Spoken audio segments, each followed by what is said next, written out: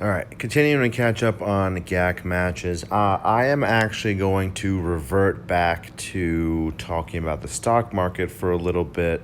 Today is Thursday. The markets took a huge dump, about 5% on the S&P down, which is one of the worst days we've had since mid-late March when we hit the bottom.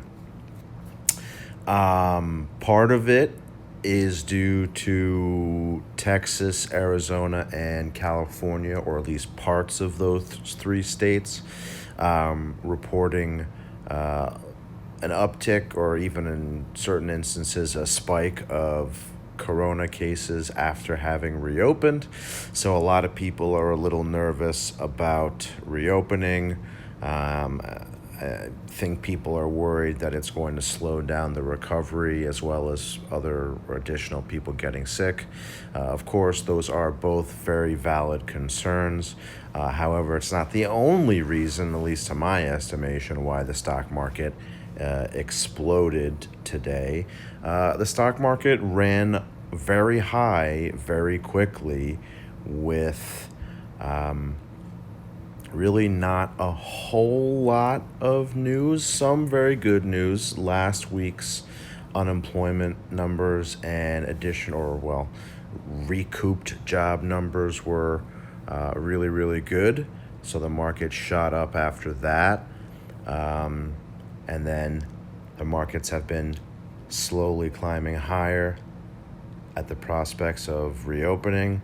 Obviously, that was taken down a couple of pegs with California, Texas, Arizona news. But the market went too high too quickly. So those two things contributed to the market taking a tremendous shit today. But that is not all. What I think is one of the, I guess in this list, the last part, or the last reason why the market took a shit today, is because, tying into how overinflated it was, people have been buying stupid fucking stocks. We'll start with the airlines and cruise lines. Why the fuck those stocks skyrocketed so much, I don't understand, but I'm glad to see them literally and figuratively coming back to earth a little bit. That didn't make any sense at all. If you see, before today, airline stocks really weren't that far off of where they were in February, and there's no way they're going to return to any kind of, even a semblance of normalcy anytime soon. At most, they're going to be running at 50% capacity. So that was fucking retarded. And then you have this dickweed jerk-off who's, I forget what his name is, from Barstool Sports, David Portnoy, who yesterday or 2 days ago said that he's a better investor than Warren Buffett because Warren Buffett sold the airline stocks not ages ago, but, weeks or if not months ago, and Portnoy bought them. And I really hope Portnoy held on to his airline stocks, and now he's eating some fucking crow. But he is emblematic of part of the problem, is retail investors, that is, people who are not institutional investors, your filthy casuals, your amateurs. Technically, I am a retail investor too, although I do not necessarily behave as one.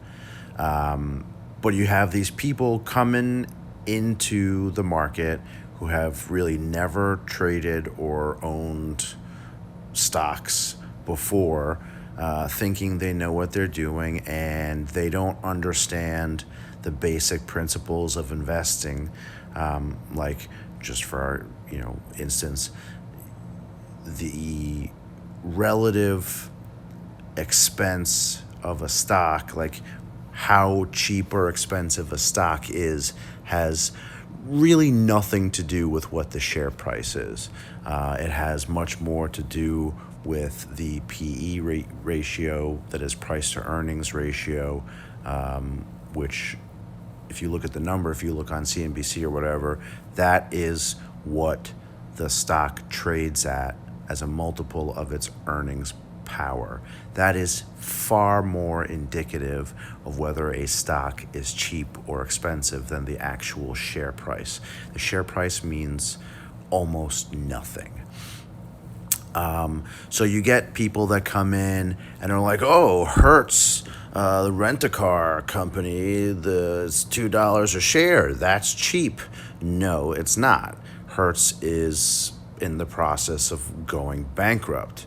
And I don't know if you know bankruptcy laws at all, but when a company goes bankrupt, all equity is liquidated in the restructuring. So don't buy bankrupt companies. I'm really hoping that nobody that watches my videos is buying shitty companies, because I've always been stressing good balance sheets and companies with, healthy balance sheets, cash to back up their dividends if you're looking for dividends, free cash flow. Don't buy bankrupt companies. There is a widely used saying. The shorthand of it is dead cat bounce. The longhand of it is even a dead cat bounces, if it drops from wherever. Don't fall for that shit, because that's how you're going to lose money, putting your money into garbage stocks like Hertz. The airlines aren't garbage historically, but right now they're garbage. I wouldn't touch that shit with your dick or your money for that matter.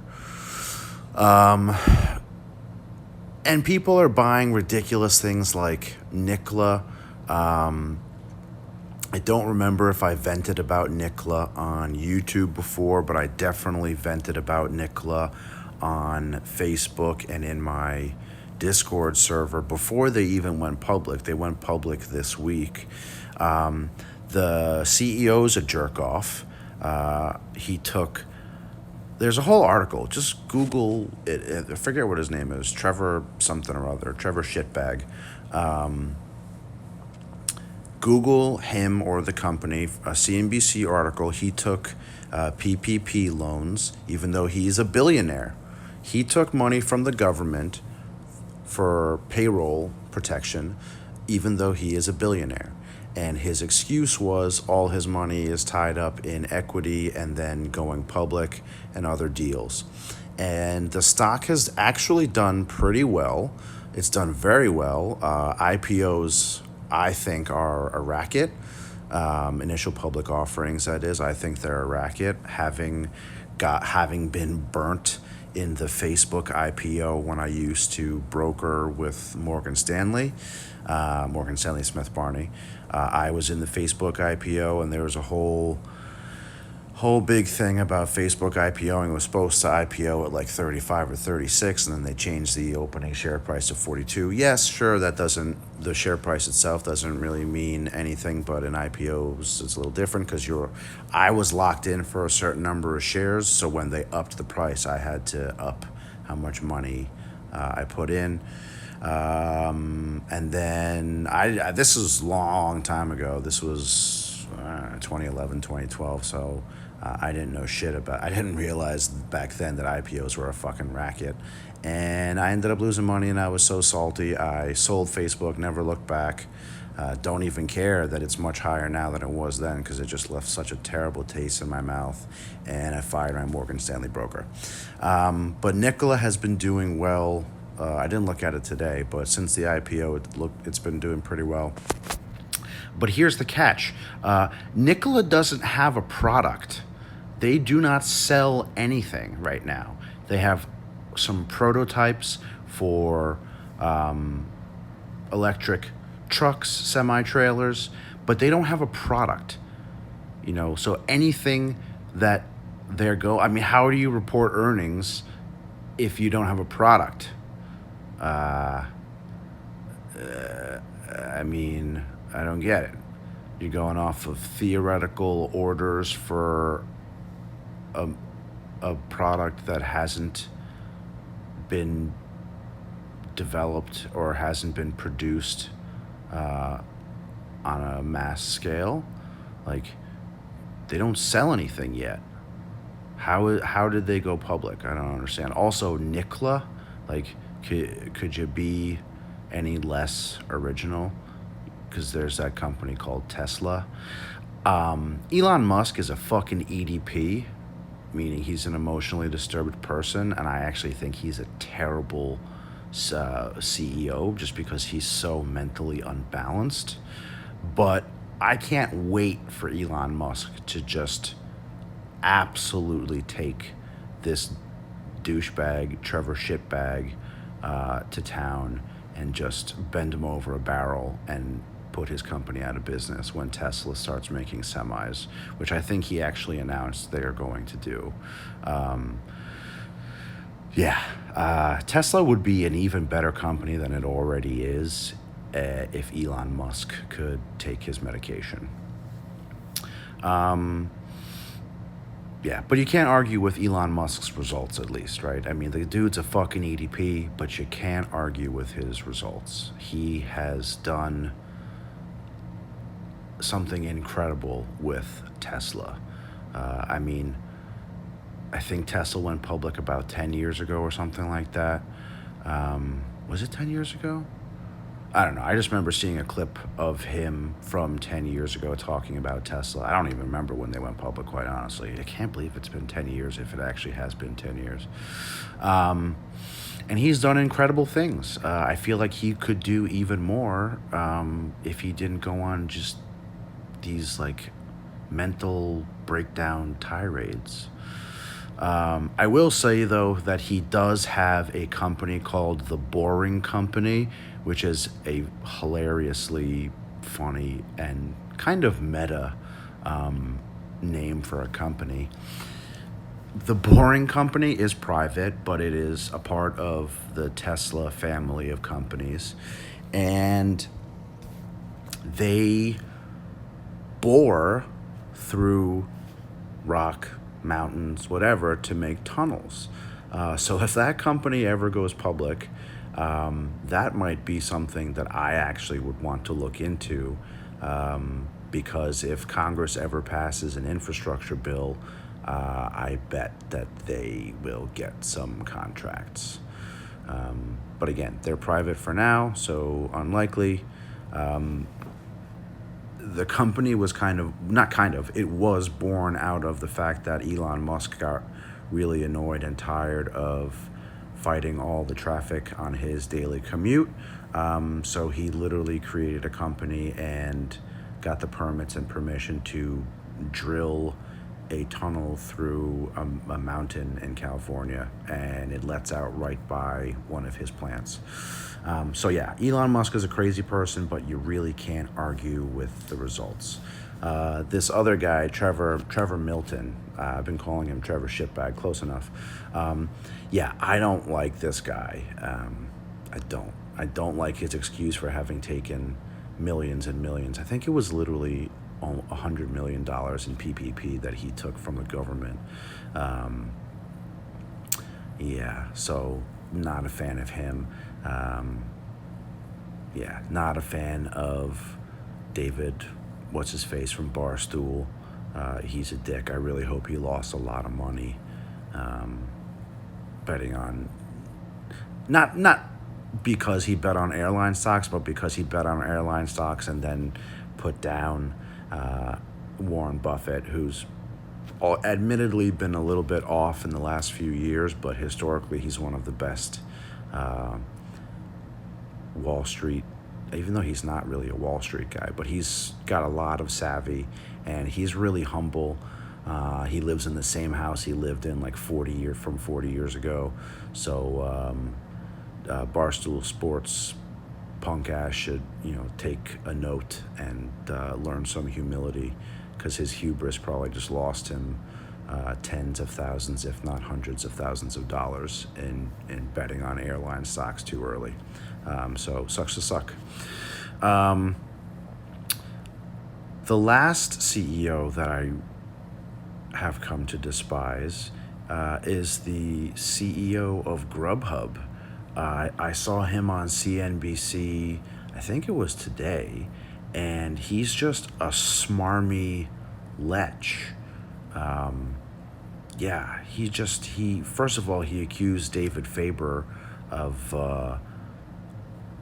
shitty reporting on Grubhub's talks with Uber, and now their merger with this European company. So he was really nasty to David Faber, who is actually a very good friend of a very good friend of mine. So that was fucked up. And just his attitude, he's just a smarmy fucking lech. Yeah, so add him to the list of CEOs that I am not fond of. Not that anyone gives a shit, but yeah. I used to really not like Reed Hastings. He kind of struck me with that same like super arrogant, smarmy lech kind of a feel. But I've softened on him in recent years, and he has done well with Netflix. My favorite CEO, probably Jamie Dimon. I've said on previous videos that he's the best banker on Wall Street. Yeah, I just really like the guy. He's a straight shooter. He's a great banker. And one of my favorite video clips of him is some paparazzi press douchebag, redundant, is trying to like get a camera all up in his face, Jamie Dimon's face, as he's crossing a street in a crosswalk, and Jamie Dimon does like a stutter step and totally steps around him, and the cameraman's looking for him like, where the fuck did he go? Which has no bearing on his ability as a banker or a CEO, but it's just really funny. Jamie Dimon's a great CEO. Who I love Warren Buffett. That same friend who's very good friends with David Faber is also very good friends with Warren Buffett. She goes to Omaha every year to his conference. Just seems like a very sweet, genuine, down-to-earth guy. I mean, he is a literal billionaire, and he is only giving his kids enough for them to survive, but not so much that they won't be able to or wouldn't have to work or do their own shit. So Warren very much believes in giving back. He also has had standing offers for any government elected official that donates money to pay down the deficit, the United States deficit, that is. Warren often has matched them historically. Warren, yeah, we're on a first name basis. Warren pays money to pay down the deficit pretty much every year. How many people can say that? I don't know the numbers exactly, but I'd be willing to bet that we could count them on one hand. So, yeah, the Barstool Sports jerk-off is a jerk-off for trying to shit on Warren Buffett, and got what he deserved. And we are approaching the end of this video. So glad to be talking about the markets, even on this terrible, awful, no good, very bad day. I am still seeing lots of positive and negative things to everything else going on, but I'm honestly just happy to talk about something else and go back to talking about the markets, because it's honestly what I enjoy talking about the most. Sure, shit, don't really like talking about Swigo because there's not a whole lot to do in Swigo. I haven't even bought a vault in Swigo in weeks. That's the longest I've ever gone. Look at how hilarious this Ahsoka thing is, by the way. That's the longest that I have gone without buying a vault. I think I'm about to lose, but it's still pretty funny. I mean, look at this. How many times is Ahsoka gonna get hit? That has to be a bug. Yeah, so I have mentioned many times I'm playing Game of Thrones Beyond the Wall. They just came out with yet another content update. Game of Thrones Beyond the Wall has put more content out in 2 months than CG has put out in Swigo in 2 years. So that is really saying something. And again, Game of Thrones Beyond the Wall, you can be 100% free to play and still be successful. I am not number one in anything in Game of Thrones Beyond the Wall, but I am high enough without having spent very much money at all. In fact, I haven't spent money in Game of Thrones in over a month either.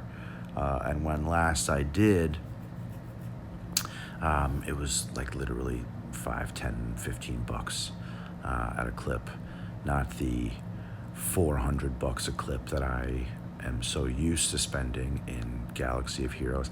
I still haven't even 7-starred the new Imperial TIE Bomber. I didn't even buy a vault for the weekly shipments tonight. I just don't have any desire or drive to spend right now.